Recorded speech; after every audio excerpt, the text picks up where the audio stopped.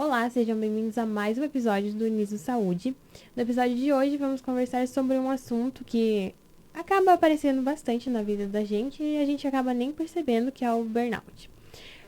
Fim de semestre, muito trabalho, às vezes conciliando ali com um trabalho fora da faculdade também acaba sobrecarregando um pouco o nosso mental, né? Então hoje a gente convidou a professora e psicóloga, a professora Audrey. Obrigada mais uma vez por ter aceitado o nosso convite e por aceitar, né, passar o seu conhecimento sobre o assunto pra gente. Eu que agradeço o convite, espero poder estar contribuindo aqui com vocês nesse aprendizado e fico disponível para responder todas as perguntas. Então, para início do nosso podcast, por que você acha que ultimamente o burnout acaba tendo mais impacto na nossa vida e por que ele está acontecendo mais vezes com a gente? O burnout, ele tem se estabelecido recentemente na sociedade no período pós-pandêmico. É importante a gente ter essa relação, que aumentou os níveis de trabalho, alterou a vida das pessoas, não só no contexto de trabalho, mas também na vida pessoal. Então, ele acaba vindo de uma série de fatores que estão interrelacionados, tá?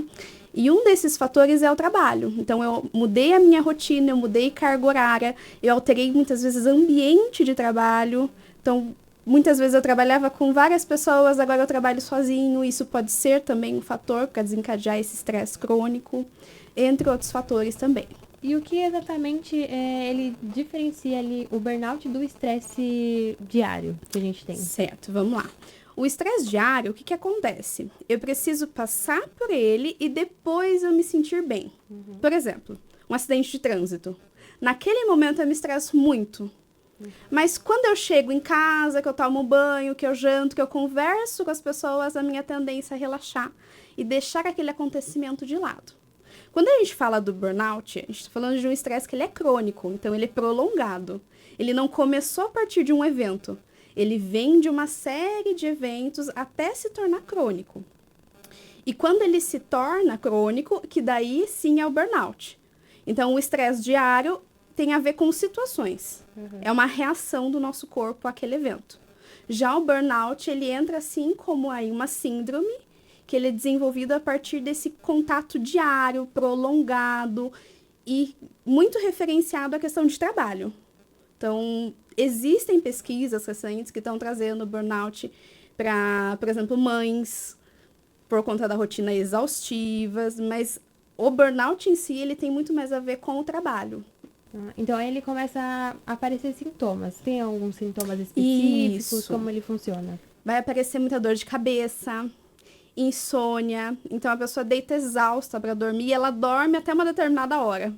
Daí ela acorda e a cabeça tá pensando em trabalho. Ela dorme para descansar, mas acorda mais cansada às vezes, né? Isso, esse é um gatilho muito importante. O acordar cansado. E não é um descanso, tipo, eu vou viajar no final de semana e eu volto renovado.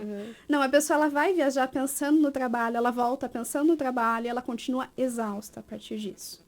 Então, desregula sono, desregula alimentação, desregula a parte intestinal em muitos pacientes.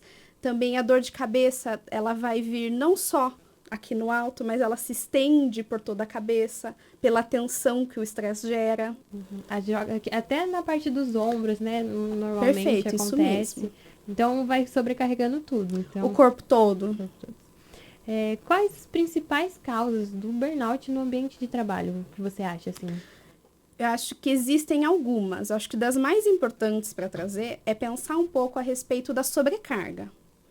Então, tá muito bonito em termos de rede social ser altamente produtivo. Sim. E as empresas gostam de comprar funcionários altamente produtivos, né? Só que o que há por trás dessa produção? Há muitas vezes uma negligência consigo mesmo.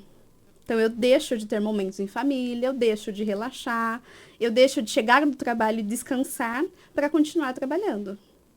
E quando eu continuo trabalhando, eu deixo de lado a minha vida. Aí é um primeiro perigo, pensando em burnout. Eu deixei de lado todos os meus afazeres por conta do meu trabalho. E é aquele negócio de sempre pegar, eu consigo fazer, a Eu hora dou que vê, conta. acumula tudo, mesmo que seja coisas pequenininhas, né?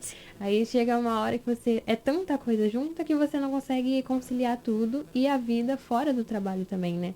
Então isso acho que acaba prejudicando bastante também, né? A pessoa, no caso. Prejudica. Até a falta da pessoa conseguir estabelecer ali uma rotina adequada para ela mesma. Porque a gente tá vendo assim, porque o fulano lá do Instagram, ele vai na academia, daí ele volta, ele vai na faculdade, daí depois ele vai pro trabalho, depois ele vai na academia de novo, e a casa tá limpa e os filhos estão belos, então as pessoas ficam atrás.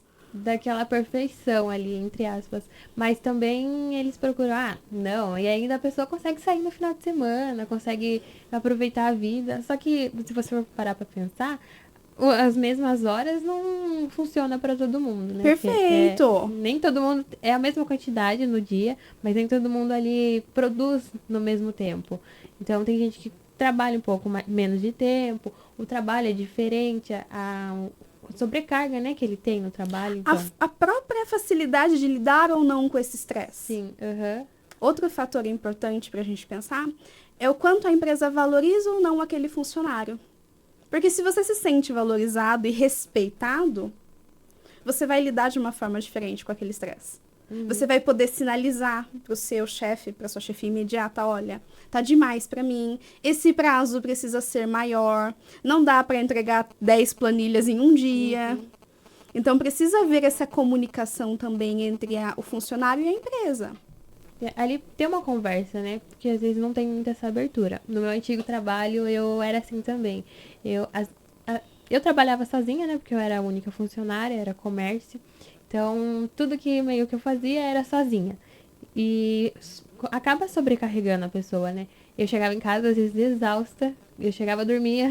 Aí, no outro dia, eu ainda estava cansada. Aí, eu intercalava com a faculdade.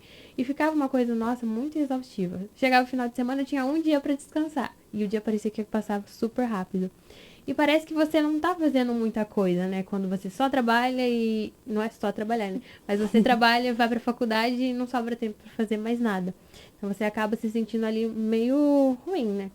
Como as pessoas podem tentar mudar essa visão de que não precisa você estar fazendo academia, estar passeando todo dia e reconciliar ali com o seu tempo que você tem pra cuidar de você?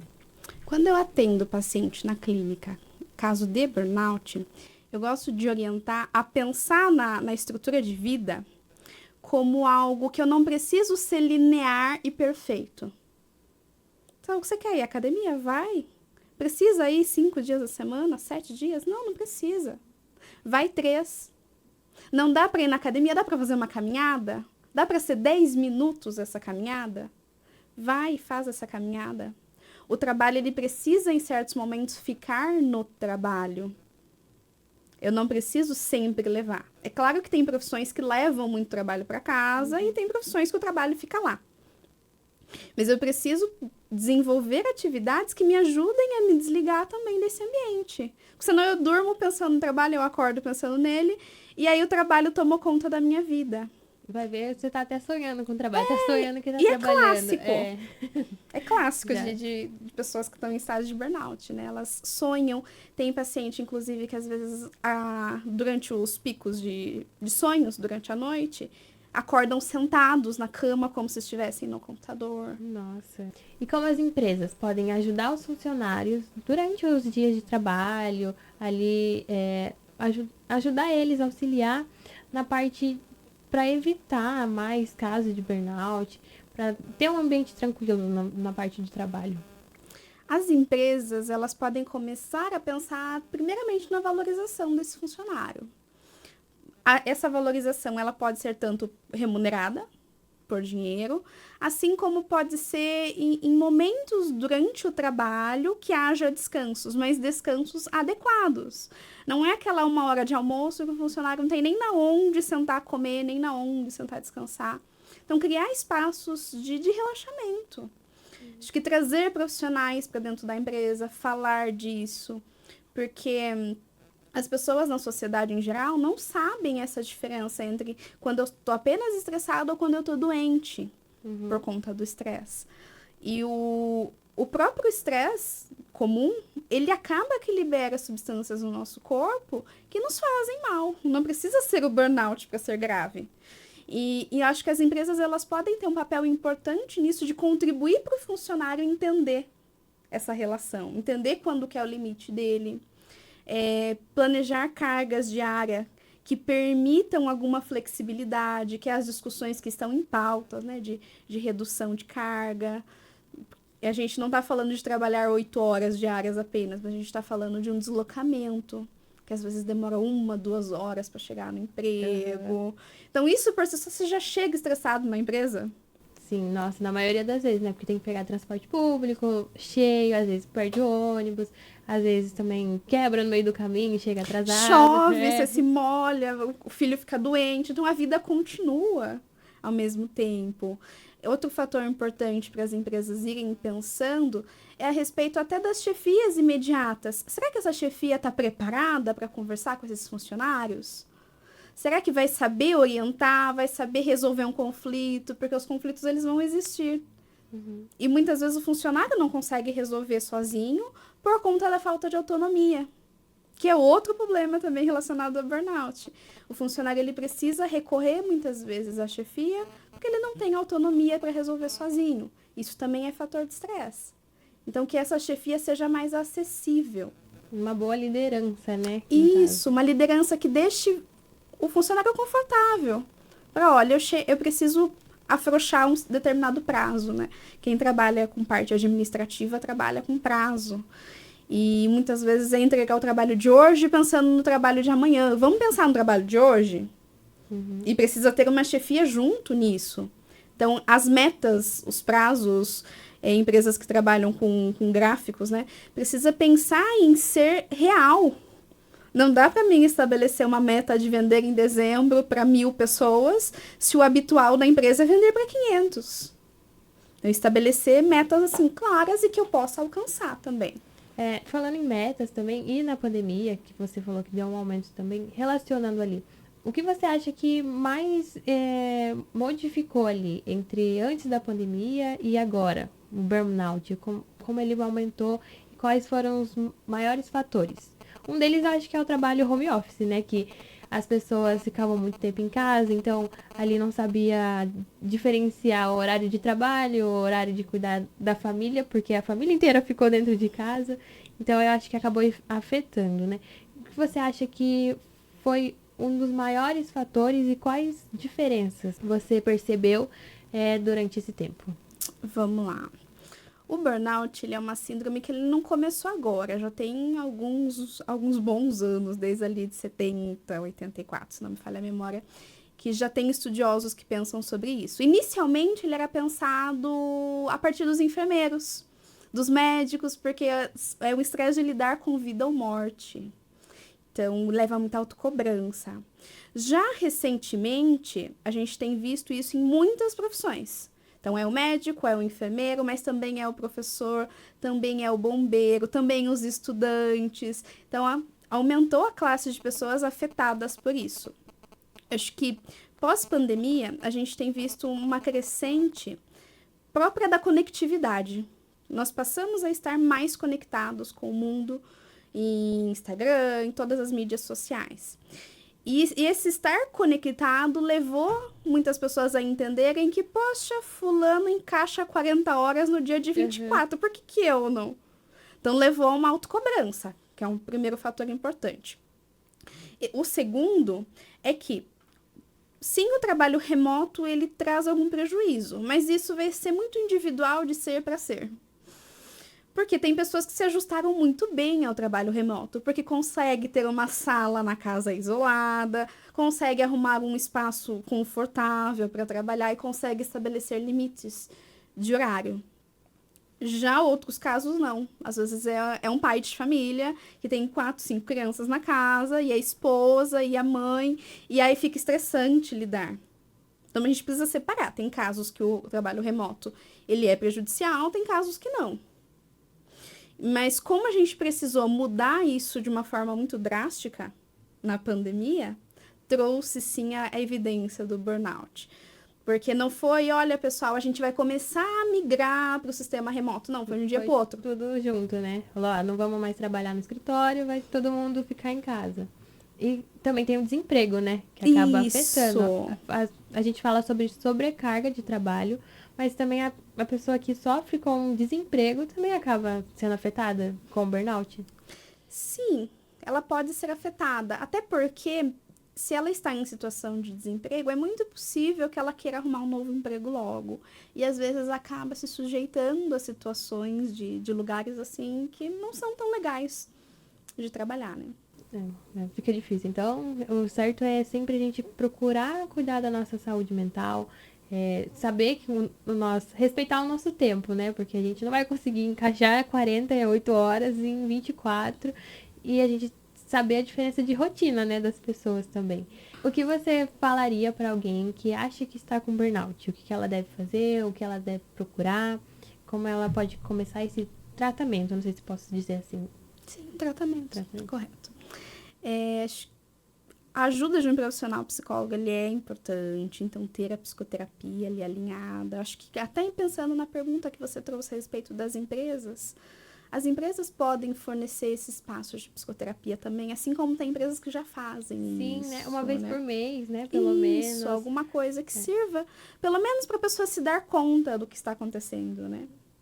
Então, procurar o psicólogo. Em alguns casos, é necessário, sim, o psiquiatra também, para entrar com medicações para regular esse sono, para a pessoa conseguir ter algum nível de bem-estar consigo mesma. Porque outra característica do burnout é a pessoa ficar cética. Ela é como se ela se sentisse fora de si mesma.